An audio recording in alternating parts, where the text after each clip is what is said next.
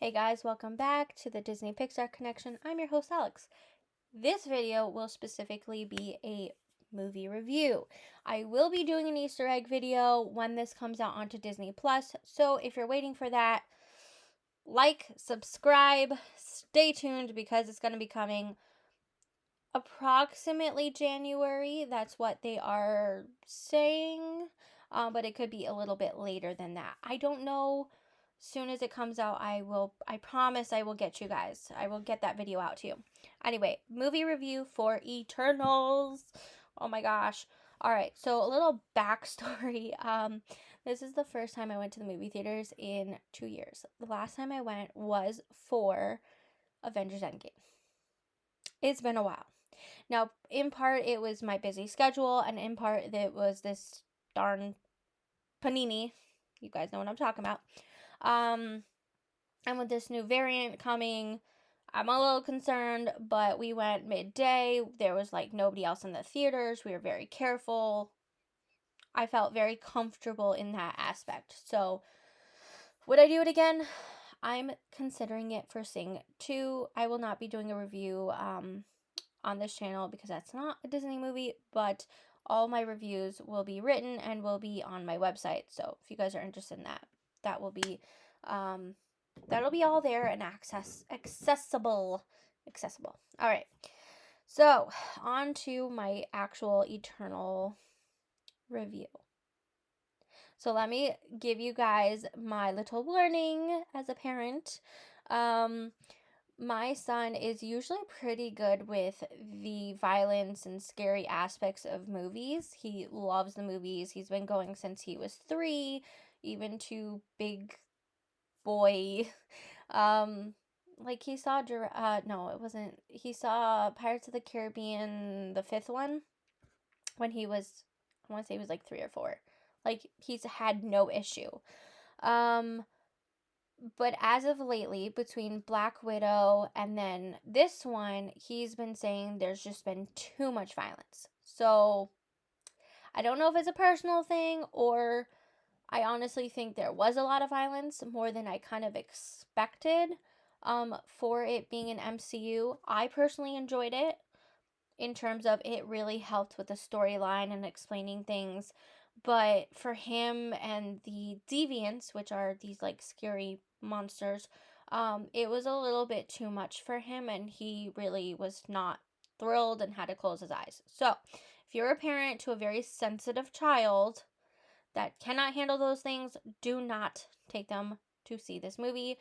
Do not even show this movie to them until you feel like they are absolutely ready, because even with my son, he was like, nah, I'm done. I'm never watching this again. However, as a parent, as a big MCU fan, as a theorist, I fully enjoyed this movie. Okay? More than fully enjoyed. This is a must-see for the MCU fans, and it is a must-see for the action fans, okay? For many, many reasons. All right, that being said, let's talk a little bit more into detail. This movie was beautifully well done with the graphics. The music side, honestly, kind of was just in the background, not very memorable. I'll be honest with you guys. Certain movies will have that really amazing music, even the MCU, where you're like, yes. But this one just kind of, I wouldn't say it completely fell flat, but it just wasn't like too noticeable. You know, there's like maybe one scene where my son was like, oh yeah, the music, but that's about it. All right, in terms of characters, obviously these are based off the comic books, so I will be very upfront with you guys. I have yet to read the Eternals and Earth 616 comics. It is on my to-do list. I will be getting to that, and I will probably talk more about that when the movie comes out onto Disney Plus to do the comparison and talk more about it in terms of Easter eggs and all that. But the Easter eggs that I did notice up front, noticeably pretty well, easy to spot, were fantastic. Very subtle, but very good. Like, you can pretty easily catch it. References to Avengers, references to Steve Rogers, the power that they use. This is what caught me, and I'm still kind of confused on some aspects, and I need, like I said, I need to do a little bit more digging. It looked very much like the same type of power that is used for in Doctor Strange, all those guys. Now Gilgamesh is not the same person as Wong from Doctor Strange. That was a little bit of a confusing for me because they do look a little bit similar, and I'm like, was he like the same character? How was that working? He is different.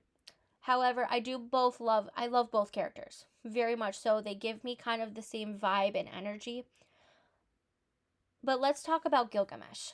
Gilgamesh was portrayed by Don Lee. Amazing. Okay, Don Lee, I doubt you're watching this, but bravo. His character development was beautiful. I love the way that the other supporting cast really portrayed his character, like when they talked about him, how good of a person he is, especially Athena. Angelina Jolie, who played Athena, was also amazing. I mean, when is she really not? But we'll talk about her in a minute. Anyway, in terms of Gilgamesh, the way that their characters were, it was so it was kind of heartwarming and heartbreaking at the same time. I don't want to give everything away, but the connection between those two was really, really sweet and well done. Sprite portrays the story of Gilgamesh, the Bible story. Yes, a lot of this is from, all these stories are from different times of history. So that was kind of cool, the way that she portrayed him. But in the end, he was just a very sweet, supporting, loving character. And I wish we could have seen more of him. Well, there's going to be an Eternals 2 eventually. Will he be there? I doubt it, because I think it will be taking place more in the present day, so 2023 and on. They may flash back again, so he might be in those aspects or in those scenes, but I don't know much more about that. If they do Eternals 2 the way that they did this one, he'll probably be in some of those scenes, but we don't know. Eternals 2 hasn't been fully confirmed, but best guess it'll be out 2023 or after. I'm thinking it'll probably be 2024, 2025. I'll let you guys know if I hear any updates, but that's just my best guess. Okay? All right. So he died from a deviant. And I was mad because Gilgamesh was spot on. I loved him. I really did love his character and the development. All right, moving on to Athena. Athena was portrayed by Angelina Jolie. My dad was with me. We went together with my son, and my dad's like, who is that? I can't figure it out. And I kept saying, that's Angelina Jolie. That's Angelina Jolie. So if you don't know who she is, because she's kind of been out of the limelight for a few years in terms of movies, she is best known for her action films in terms of, she did Maleficent more recently. She did Tomb Raider, Lara Croft. Gosh, she's been in so much. Now I can't even think. Mr. and Mrs. Smith, by the way, I love that movie. But yeah, so she's very well known for her action, kind of badass style persona, and that totally came through with her character Athena. Athena is really the basis of Athena from the Greek goddess, but everyone gets it wrong apparently. According to her character, it's Athena. Does she portray Athena, the goddess, very well? Absolutely. First of all, I love Athena, the goddess. I think I wouldn't say she's a full role model because of war, but there are definitely I cannot talk. There are definitely some aspects of her character, of the goddess character, that fascinate me. And I think it was pretty well portrayed by Athena's character in this film. All right, her character development was, again, beautifully. This arc with her was, I loved it. I really do. It wasn't so much like focused on her arc, but like she wasn't a main Eternal, but she definitely had a prominent part of the story, and especially with Gilgamesh and the others. Um, the arc was just really, really well done for her character. Very well done. You can understand with the very few scenes that they explained it. So awesome. All right, moving on. Makari. Makari is the she's the mute. I'm gonna say she's mute. She's not deaf, right? And she does sign language. So I love that representation. Very well done. The signing in this film, I mean, I don't sign, so I don't know if it's accurate, but I would assume that it was accurate for ASL. And I love that there was representation, both diversity and religious and ability. So Makari was played by Lauren Riddoff, and she really didn't have as much of a character arc. Um, you know, throughout the time, there were a few scenes where she kind of grew. But I will say in the later half of the movie, I wish there was a little bit more of an arc with her. She just kind of felt like she was there and they were talking to her, but there was no like beyond development.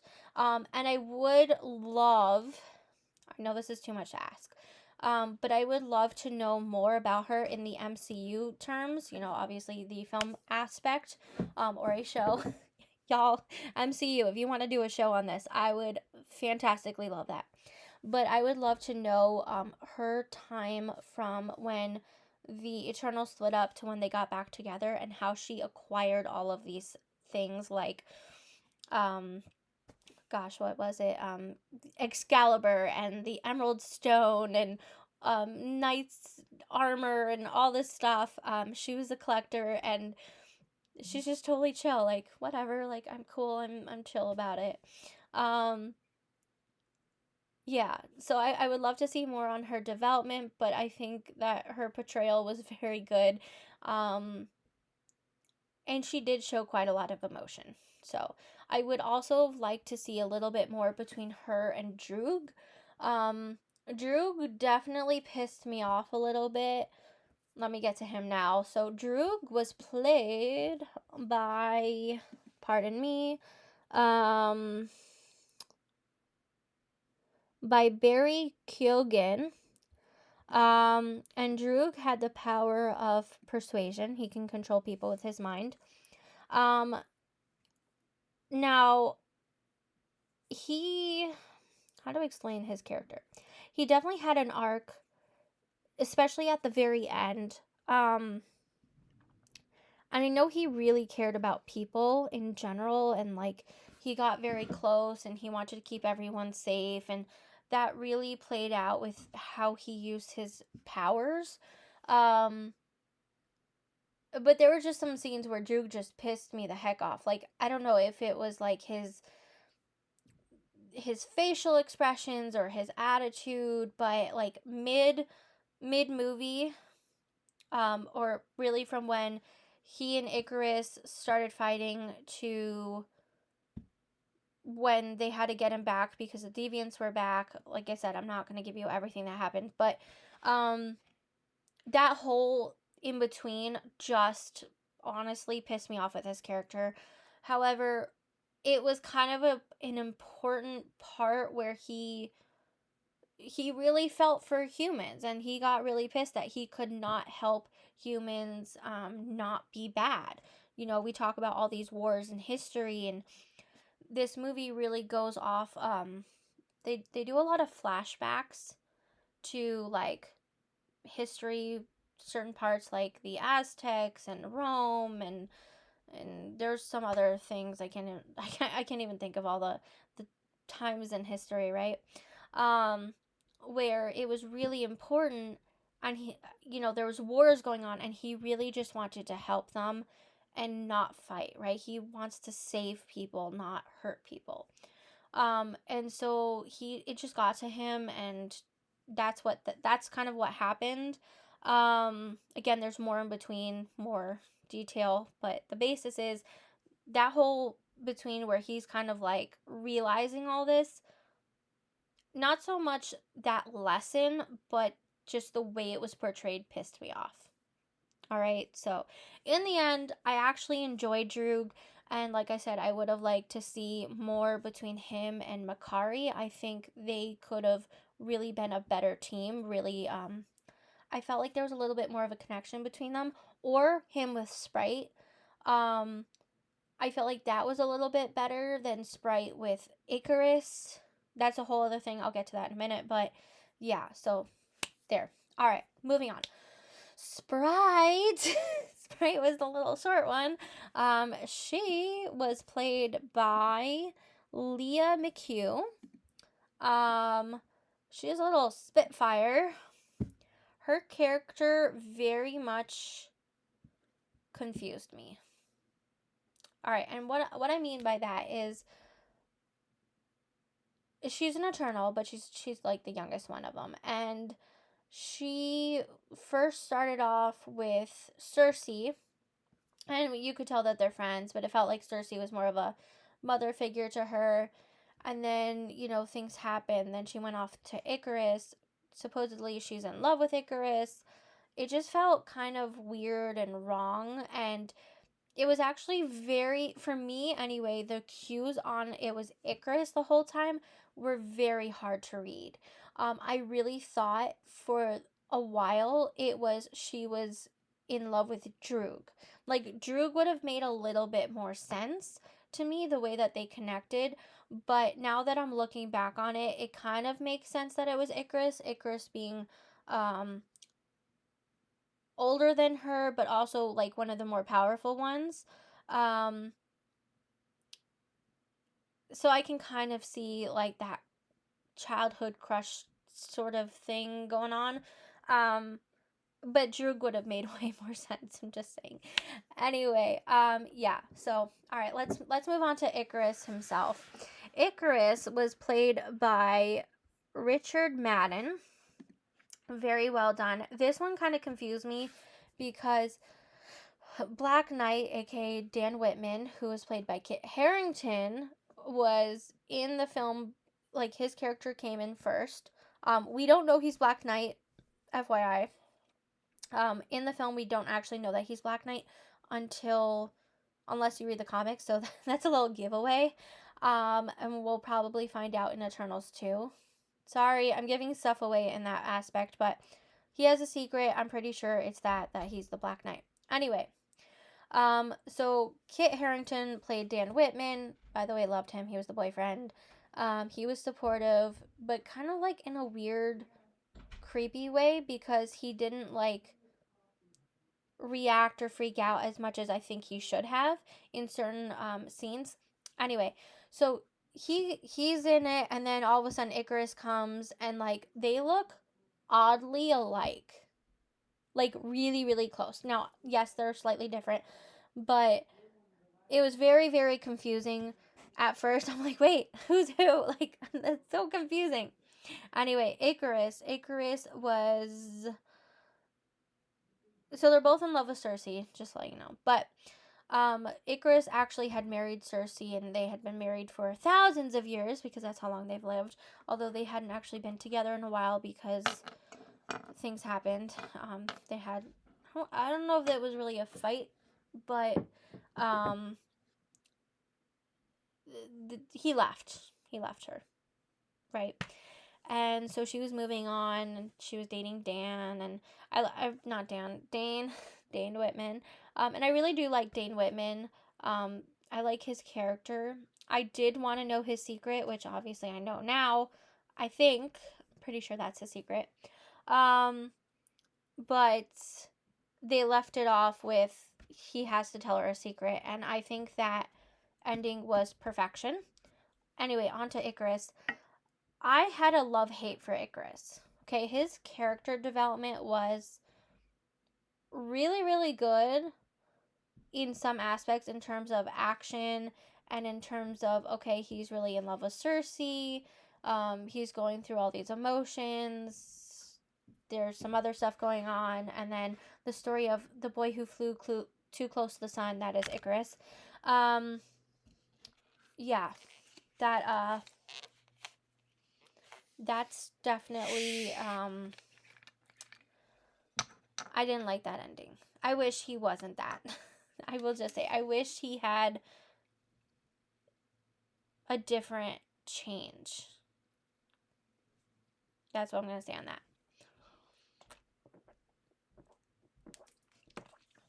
Sorry, guys. All right, anyway, moving on. Since we're going through everyone, we're going to move on to Cersei. Excuse me. Cersei, who was played by Gemma Chan. Gemma Chan was perfection as Cersei. I absolutely loved her character. I felt like her character was very thorough when it comes to development, but also had an arc. I think she was a little bit more on the naive side. I think she took a lot of things for granted. And she really did have a human heart. Like, she felt for everyone, right? She really, from the moment she saw Earth to the very end, this was always going to be her home. And I did love that about her, but I wish there was a little bit more of a development in terms of character. However, her character was beautifully portrayed. Not much of a character arc, but I think there'll be more in Eternals too. Okay, moving on. Then we have Ajak, who was the original leader. Then it became Cersei, but Ajak was played by Salma Hayek. She was really the mother figure before Cersei. And I wish there was more of her and more of her development before something happens. There's a part that happens and like you'll understand it once you see it, but I wish there was a little bit more of a character arc to her. And more of a background on her, but I really liked the way that Salma Hayek was played. Salma Hayek played Ajak. She did have a slight character arc, not very big. But the feud, I wouldn't say she was on screen a lot, but she was on screen enough to give her that sense of importance in terms of the team. Well done. Salma Hayek, well done. Love her. Love her work. All right, moving on. We're going to talk about Festus, the Greek god. So Festus was played by Brian Tyree. I think I said his name right. Let me just double check. Brian Tyree Henry. And he was the black character who used his hands to build things, right? So first of all, Festus, Greek god, he built things. I just realized that. I didn't even know I don't even remember them saying his name the entire movie. Like, I must have missed it. So I will be honest with you, just learned that. Anyway, I loved his character arc as well. I think he had a really big one. There were, in terms of his emotional arc, very well done. He's very much a thinker. He's very much a tinkerer, like Tinkerbell. Anyway, he worked with his hands. There were things that he invented and kind of gave the humans the idea. He felt bad that some of his things just went way too far in terms of humanity, like guns and things like that. He was not thrilled. But this is where a lot of people got upset with the film. people got upset that his character was gay. I'm going to say it. His character was gay. He had a husband. He had a husband and he had a son. I was a little bit confused on that scene. Do I felt like it was forced? No. But the romance between him and his husband was a little bit awkward in terms of, I kind of felt like the line that, I think it was Ben was the husband. When Ben, maybe he doesn't have a name. Hold on. His husband was played by Sliman.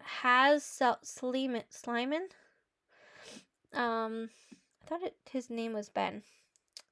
Anyway, so it was kind of confusing, and I feel like it was confusing only because we know that Festus and, these guys, they're eternals, they're immortal, they're not supposed to die. And so for him to say, Festus's husband to say, oh, you know what my mother would have thought, when it comes to their little boy. I thought he was referencing that Festus's wife. So I didn't catch it at first, but it was just a weird kind of romance. But then once it kind of was explained a little bit later, it made more sense in terms of, oh, that was his husband, right? Then they kissed. They had a quick kiss, that's it. It wasn't like a major thing, but it was a little bit of a confusion on that for me anyway. Just the on-screen romance just kind of felt lackluster, for a better term of a word. So yeah, but we stand Festus. I liked him. I really like him. I would love to see way more of Festus. All right, moving on. Then we have, lastly, of the Eternals. There are more characters, but of the Eternals, we have Kingo, who was played by Kumal Nanjiani. He's a Bollywood star. First of all, his character was freaking hilarious. Okay, I this was another part where people were like, oh, Bollywood, they're adding that in, and like, that's so lame. It's not really Hollywood, it's fake and all that. I'm going to take a different stance on that. I don't watch Bollywood that much, but I do enjoy some of their films. And yes, there's a lot of dancing, there's a lot of singing, it's a lot of romance. And it's very much a different culture, right? So we have to understand this is a different culture putting into a very Americanized film, right? European Americanized. This all takes place in Europe. Well, not all of it. Most of it takes place in like Europe, Middle East, and then a little bit in the US. But that being said, it's mostly like Europe and Middle East. The whole scene with Kingo being a Bollywood star was it was a good setup. So it was a good setup for his character arc. He wanted to be a star. He wanted to be known. How he explained how he's been alive for the last thousands of years was pretty funny, but well done. And I like that his character arc, for his character arc, he was like, well, I didn't want to continue moving every 5 years because I don't age. So he made it work, and I applaud him for it. He made it work. He found someone that he could trust, which was his valet, or I think he was really more of a manager, but Karan, and Karan was played by Harish Patel. The dynamic between these two was hilarious. Perfection. I loved Harish Patel. I want more of him in the next film. He is just the whole character development of Harish, and explaining how he worked with Kingo and Kingo's arc. It worked really, really well done. And I felt like all the Eternals could end up trusting Karan, the valet. But It was kind of annoying that Karan kept listening to Kingo and wanted to film everything. Like, he was like, I'm gonna film this. And, like, he had, like, I think he had, like, 5 cameras of different sorts. And so that was kind of funny, but it made for a good laugh in, like, such a very serious scenes. So, awesome comedic relief. All right, just awesome comedic relief. All right, anyway, moving on to the action sequences. They were really well done. Lots of fighting, lots of movement, lots of power. The deviants themselves were very scary, but also had a character arc, which was quite interesting. Who we think is the bad guy is not really the bad guy, right? So the development on the villains aspect, or villains, because there were multiple, fantastic, loved it. Honestly, I can say way more, but I've been going on for almost 31 minutes, and I'm going to just tell you guys, go watch it, because there's much more to it. I'm not going to break everything down, but we're going to talk way more about this film when it comes out on Disney Plus. We'll do the Easter eggs, the hidden Mickeys, and we'll talk about how it fits into the timeline. All right, that's all I have for today, because I have more filming to do, and I hope to see you guys very, very soon. Have a good night, guys.